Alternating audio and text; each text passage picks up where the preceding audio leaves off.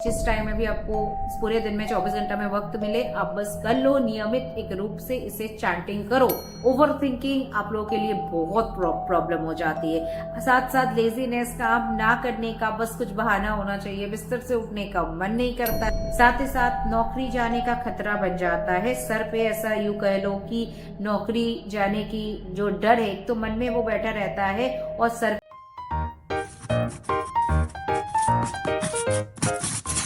राहु की महादशा, अगर आप राहु की महादशा से गुजर रहे हो तो आप बहुत सारे परेशानियों का सामना कर रहे हो। इस वक्त आपका काम होते होते रुक जाता है, आपका कोई काम पूरा बस होता ही नहीं है। आपको हमेशा एक इल्यूशन में आप रहते हो कि आपको लगता है कि वो चीज है, मगर वास्तव में जब आप देखोगे तो वो चीज वहां पे मौजूद नहीं होगी। मगर हाँ, यहाँ पे एक चीज मैं जरूर बताना चाहूंगी कि महादशा, अगर राहु की महादशा किसी का चल रहा हो उसमें हमेशा बुरा होता है नहीं, जरूरी नहीं है। आपके बर्थ चार्ट में राहु किस पोजीशन में है, किस खाने में है, वो आपको देखना जरूरी है। आपका जो बर्थ चार्ट है वहां पे जो 12 खाना होता है, तो 12 में से कौन से खाने में है, कौन से शत्रु ग्रह के साथ है, मित्र ग्रह के साथ है, वो सभी चीज यहाँ पे महत्व रखती है। अगर राहु महादशा अच्छा है तो आपका बहुत ही अच्छा, राहु अच्छा पोजीशन में है। मगर ज्यादातर मैंने देखा है कि गलत स्थान पे होने के कारण लोगों को परेशानियों का सामना करना पड़ता है। करियर में उनको ग्रोथ नहीं मिलती है, काम करने के बाद भी उन्हें वहां पे रिकॉग्निशन नहीं मिलती है, जितना सम्मान उन्हें मिलना चाहिए, पहचान मिलनी चाहिए, नहीं मिलता है। साथ ही साथ नौकरी जाने का खतरा बन जाता है सर पे। ऐसा यूं कह लो कि नौकरी जाने की जो डर है तो मन में वो बैठा रहता है, सर पे तलवार लटकता वो ऐसा हो जाता है कि अभी गई नौकरी, अभी छूटी, ऐसे वाला सिचुएशन हो जाती है। कभी कभी ऐसा भी होता है कि आपको सब कुछ है फिर भी आप अंदर से खुश नहीं, आपको और चाहिए। मतलब चाहत तो अच्छी बात है कि मुझे इस चीज की चाह है, मगर वो सही रास्ते में होनी चाहिए, किसी को नुकसान पहुंचा के नहीं। तो जब अंदर में ना एक बेचैनी सी हो, मुझे और चाहिए, ग्रीड, लालच, लोभ, तो वो चीज बहुत हद तक, या फिर यूं कह लीजिए हद से ज्यादा बढ़ जाती है। कभी कभी आपका दिमाग ओवर थिंकिंग करने लग जाता है, जो है नहीं उस चीज पे आप सोच सोच के खुद भी परेशान होते हो, दूसरों को भी परेशान करते हो। आप खुद तो दुखी होते ही हो, दूसरों को भी आप पका देते हो। बस सीधे भाषा में बोलूं, पका देते हो। ओवर थिंकिंग आप लोगों के लिए बहुत प्रॉब्लम हो जाती है। साथ साथ लेजीनेस, काम ना करने का बस कुछ बहाना होना चाहिए, बिस्तर से उठने का मन नहीं करता। तो ऐसे ढेर सारी प्रॉब्लम्स होती है। अगर आपको राहु महादशा में क्या स्थिति होती है, क्या इफेक्ट होती है, ये जानना है तो आप मुझे कमेंट बॉक्स में बता सकते हैं। उस पर मैं एक और वीडियो करके आपके लिए पेश करूंगी। मगर आज का जो वीडियो का मूल विषय है कि राहु महादशा में आप ऐसा क्या करोगे कि आप उस परिस्थिति से बाहर आ जाओगे, कि आप उस परिस्थिति से आपको राहत मिलेगी। छोटी छोटी उपाय बताऊंगी। अगर आप कहोगे मैम टाइम नहीं है, तो मैं यहाँ पे कहूंगी कि आधा घंटा प्लीज आप अपने आप को दे लो दिन में, ताकि आप इस परेशानी से बाहर आ जाओ।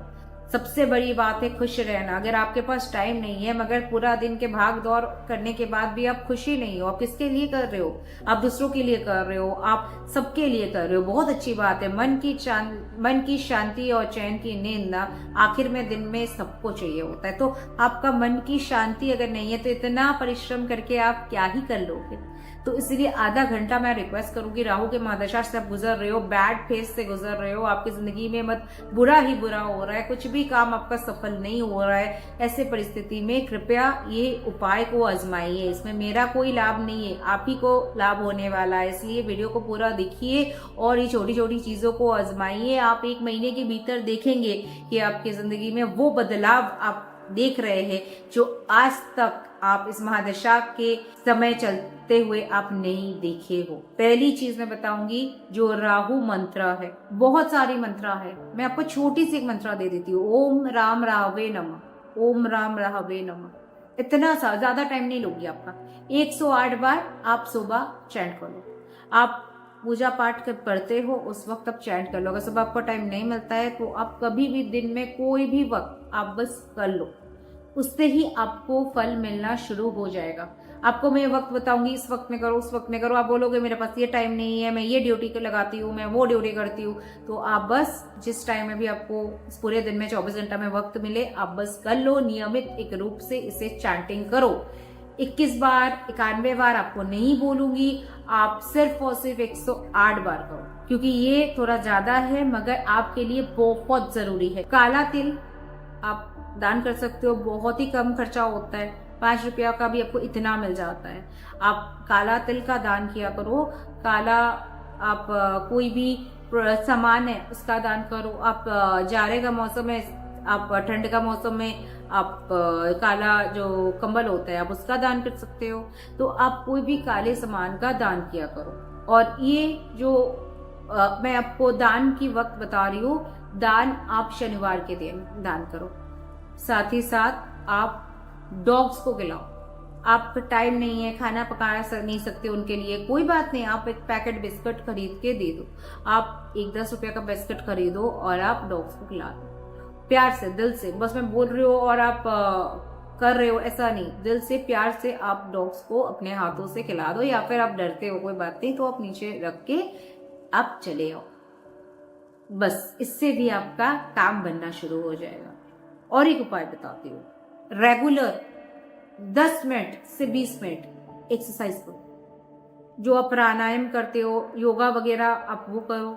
अगर आप नहीं करते हो तो सिंपल आप चलो, मतलब वॉक करो। सिंपल आप एवरी डे कोई भी वक्त दिन का चूज कर लो। सबको मैं बोलूंगी सुबह सुबह करो, पॉसिबल नहीं होता है, आज के भाग दौड़ वाली जिंदगी में नहीं पॉसिबल होता है। I can also understand. मैं भी कभी कभी शाम को रात को करती हूँ, क्योंकि मेरा भी सारा दिन इतना बिजी शेड्यूल जाता है कि मैं नहीं कर पाती हूँ। मगर करो, every day make it a habit कि आप 20 मिनट, 10 मिनट कम हो जाएगा, मैं बोलूंगी 20 मिनट कम से कम एक्सरसाइज किया करो। आपका जीवन में बहुत बदलाव आएगा, आपका सोच में बहुत बदलाव आएगा। ओवर थिंकिंग एक बहुत बड़ी प्रॉब्लम है, जो है नहीं, आप उस बारे में सोच सोच के परेशान होंगे और आप फ्रस्ट्रेशन में आ जाओगे, आप कंफ्यूज्ड हो जाओगे किधर करना है, कौन सा रास्ता चुनना है, क्या नहीं करना है। तो ऐसे में भी मैं बोलूंगी आप पॉजिटिव थॉट्स जो रखना होता है ना, वो पॉजिटिव थॉट्स आप योगा करोगे तो बहुत बेनिफिट मिलने वाला है, पहली बात तो आपको। और अपनी तरफ से मैं एक सुझाव देती हूँ, आप जिस भी भगवान में मानते हो ना, जिस भी भगवान जी में मानते हो, बस उनका नाम करो। जब भी आपके दिमाग में नेगेटिव थॉट्स आए, आप बस उनका नाम लेना शुरू करो।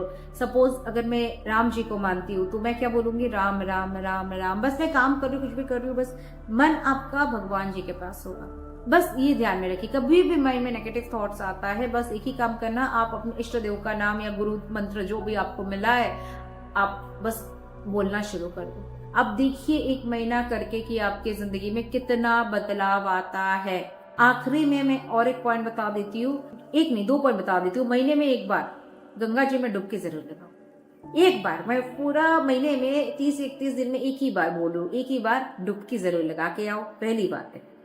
और एक चीज, शनिवार को जिनके पास वक्त है, सबसे नहीं बोल रही हूँ, बाकी जो चीजें मैंने कही है वो जरूर क्या करो। शनिवार के दिन एक विनती करूंगी कि हो सके वट वृक्ष को जाके शनिवार के दिन पूजा करके आओ। बस इतना ही छोटी सी काम है, शाम के वक्त कर लेना ये वाला पूजा अगर आप करने जाते हो। बस ऐसे ही वट वृक्ष में हम लोग इसे भोग लगाते, थोड़ा सा भोग लगा के आप आ जाओ, हो गया। छोटी सी काम है, थोड़ा पानी डाल के भोग चढ़ा के आ जाओ, हो गया। छोटी छोटी उपाय बताई हूँ, बहुत ज्यादा डिफिकल्ट नहीं है, मगर आपका महादशा में ये बहुत हेल्प करने वाला है। इसीलिए मैंने कहा 1 महीना करके देख लो, आप खुद हैरान रह जाओगे, दंग रह जाओगे। इस पे आपको कुछ खर्चा नहीं, मैंने आपको फ्री कंसल्टेशन दे दिया। बस करो, आप खुश रहो, आपकी जिंदगी में बहुत सारी बरकत आए एंड आप हमेशा मुस्कुराया करो। तो चलिए आज के लिए इतना ही। Thank you, stay tuned and stay blessed.